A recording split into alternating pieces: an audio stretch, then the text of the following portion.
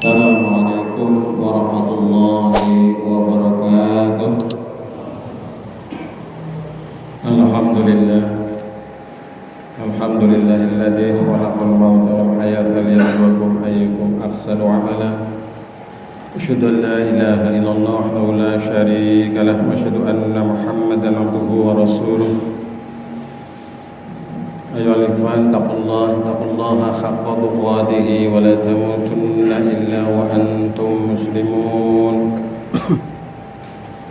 Qala Allah ta'ala fil Qur'anil Karim, a'udzu billahi minasy syaithanir rajim. Bismillahirrahmanirrahim. Innal ladzina amanu wal ladzina hajaru wa jahadu fi sabilillah ulaika yarjuna rahmatallah wallahu ghafurur rahim. Sadaqallahul azim. Amma ba'du. Jamaah yang dirahmati Allah, marilah pada kesempatan ini kita berbanyak rasa syukur kita kepada Allah Subhanahu wa taala atas segala nikmat karunia-Nya. Kita masih diberi anugerah kesempatan hidup, nikmat sehat, serta nikmat iman dan Islam. Selanjutnya, izinkan pada kesempatan ini saya menyampaikan khutbah dengan judul Spirit Hijrah. Jadi kita masih dalam suasana tahun baru 1443 Hijriah yang sudah berlalu sejak Selasa kemarin. Selasa, Rabu, Kamis, Jumat. Berarti tanggal 4 bulan Muharram 1443 Hijriah. Peristiwa ini sebenarnya merupakan hari besar Islam yang paling layak untuk diperingati dibanding dengan yang lain. Macam Isra Mi'raj, Maulid Nabi, Nuzulul Quran. Nah, ini sebenarnya kalau menurut tinjauan perspektif sosiologis kultural, sebenarnya ini yang paling pantas untuk dirayakan, karena ini adalah merupakan simbol kemenangan umat Islam, simbol kebangkitan umat Islam, simbol keluhuran Islam dan umat Islam. Yaitu antara lain ditandai momentum ini adanya peristiwa hijrah Nabi. Hijrah Nabi dari mana ke mana? Dari Mekah ke Madinah, yang kemudian dijadikan sebagai landasan perhitungan tahun baru Islam, yaitu tahun baru Hijriah, di mana Rasulullah SAW setelah 13 tahun kurang lebih di Mekah, belum ada kemajuan yang berarti terhadap kemajuan umat Islam. Kemudian diperintahkan Allah untuk hijrah dari Mekah ke Yasrib. Waktu itu namanya Yasrib, kalau sekarang dikenal dengan Madinah Al-Munawwarah, kota yang bercahaya. Nah, Rasulullah SAW tiba di sana. Ini menurut catatan beberapa versi, tapi ada versi yang saya kutip dari Kementerian Agama. Itu pada hari Jumat 12 Rabiul Awal tahun 1 Hijriah, atau tanggal 24 September 622 Masehi. Maka jamaah sekalian, yang ingin saya sampaikan sedikit adalah bagaimana upaya kita untuk mengambil ibrah pelajaran spirit dari peristiwa hijrah ini. Apa yang dilakukan Nabi di sana, yaitu antara lain mendirikan masjid. Jadi mari kita jadikan masjid ini sebagai pusat kemajuan Islam, sebagai pusat kebudayaan Islam, sebagai sarana bagi kita untuk mendekatkan diri kepada Allah, ibadah mahdhah dan ibadah ghairu mahdhah, yaitu dengan memanfaatkan masjid sebagai pusat-pusat kegiatan sosial budaya yang tidak melanggar syariat Islam. Maka Allah Subhanahu wa taala menyampaikan di dalam Al-Qur'an surat At-Taubah ayat 18. A'udzubillahi minasyaitonir rajim. Innama ya'muru masajidallahi man amana billahi wal yaumil akhir wa aqamas salata wa ataz zakata wa lam yakhsha illallah wa asa ulaika ay yakunu minal muhtadin. Hanya yang memakmurkan masjid-masjid Allah ialah orang-orang yang beriman kepada Allah dan hari kemudian serta tetap mendirikan salat, menunaikan zakat dan tidak takut kepada siapapun selain Allah, maka merekalah orang-orang yang diharapkan termasuk golongan orang-orang yang mendapatkan petunjuk. Jamaah sekalian yang dirahmati Allah, budaya yang harus dibangun oleh kita adalah budaya masjid, bukan budaya pasar. Sebagaimana pernah disampaikan oleh pembina Masjid Jogokaryan, Ustaz Jazir, waktu menyampaikan di sini. Jadi umat Islam hendaknya menciptakan budaya masjid. Kader-kader yang nanti ke depan menjadi pemimpin-pemimpin adalah kader-kader yang lahir dari masjid, bukan lahir dari jalanan, bukan lahir dari pasar, tapi dari masjid, kultur masjid, budaya masjid, pikiran masjid.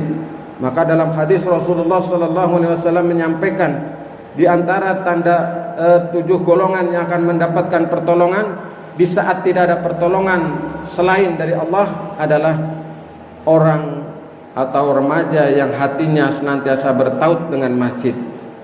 Rajulun qalbuhu mu'allaqun bil masajid. Maka jemaah sekalian yang dirahmati Allah, meskipun sekarang dengan segala macam keterbatasan karena situasi dan kondisi, yang penting ada fatwa dari ulama yang jelas, kita ikuti. Ya, kita jangan mengikuti pendapat-pendapat pribadi atau yang tidak ada dasarnya. Termasuk pembatasan ini ada fatwanya. Termasuk nanti ada kemungkinan kalau pandemi ini belum berakhir, ada Jumatan bersif-sif. Dan itu sudah dinyatakan boleh oleh Muhammadiyah kalau itu berlaku. Jadi nanti misalnya selesai Jumatan kita, nanti ada Jumatan lagi. Nah, ini prinsipnya kita mencintai masjid, memakmurkan masjid. Jemaah sekalian yang dirahmati Allah. Kemudian yang kedua yang dilakukan oleh Rasulullah SAW adalah mempersaudarakan kaum muhajirin dan ansor.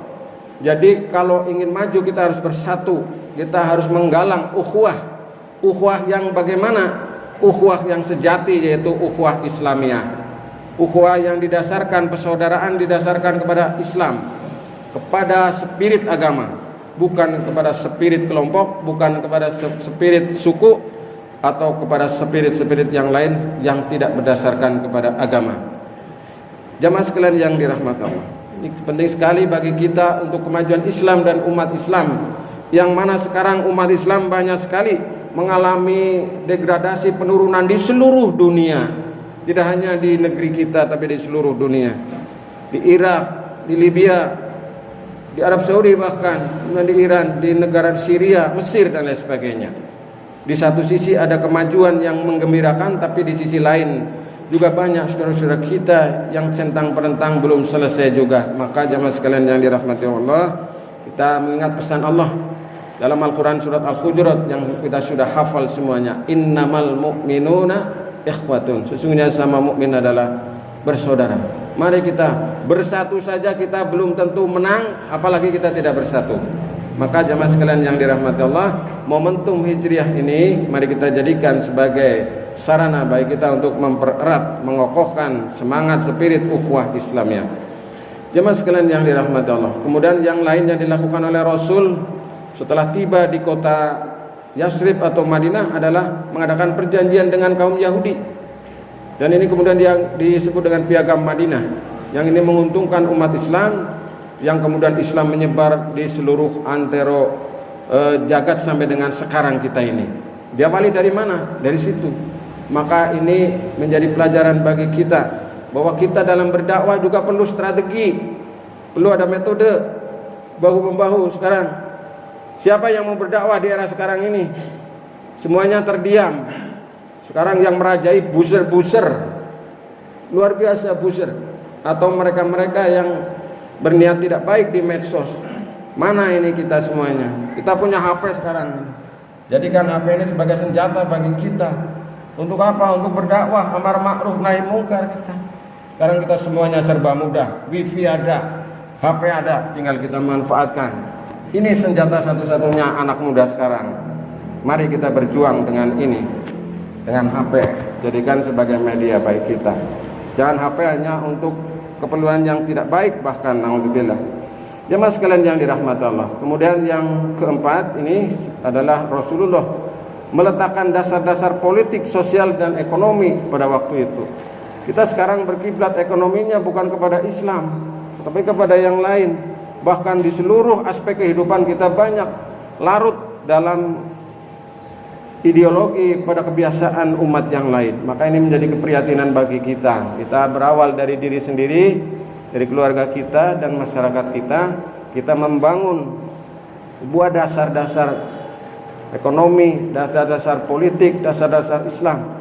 Maka diantaranya kita mengatakan lazismu ini, lembaga amil zakat, infak dan sedekah. Ada lazisnu, ada basnas dan lain sebagainya. Antara lain, sistem ekonomi yang dibangun dulu di masa Ijmi sekarang banyak mengalami masalah, dan sekarang sudah mulai digelorakan kembali ekonomi Islam sebagai alternatif bagi solusi perkembangan kemajuan ekonomi, sosial, politik dan seterusnya. Jamaah sekalian yang dirahmati Allah, itulah yang dilakukan. Selanjutnya, sebelum saya akhiri khutbah ini, saya ingin menyampaikan pesan hijrah pula, di mana kita kalau ingin maju, disampaikan tadi di awal khutbah firman Allah dalam surat Al-Baqarah ayat 218. Sesungguhnya orang-orang yang beriman, orang yang berhijrah dan berjihad di jalan Allah, mereka itu mengharap rahmat Allah, dan Allah Maha Pengampun lagi Maha Penyayang. Jadi kalau kita ingin maju harus berani pindah secara nilai. Kalau tidak ada hijrah setelah Rasulullah hijrah dari Mekah ke Yasrib, sekarang sudah tidak. Yang ada adalah hijrah nilai, hijrah kebiasaan, hijrah secara spiritual, hijrah dalam pola hidup, hijrah dalam kita kebiasaan-kebiasaan dari yang tidak baik menjadi yang lebih baik lagi, dari maksiat menuju kepada ibadah, dari yang tidak semestinya kita berubah, berkembang, hijrah menjadi yang lebih baik. Maka sekarang banyak komunitas-komunitas hijrah namanya.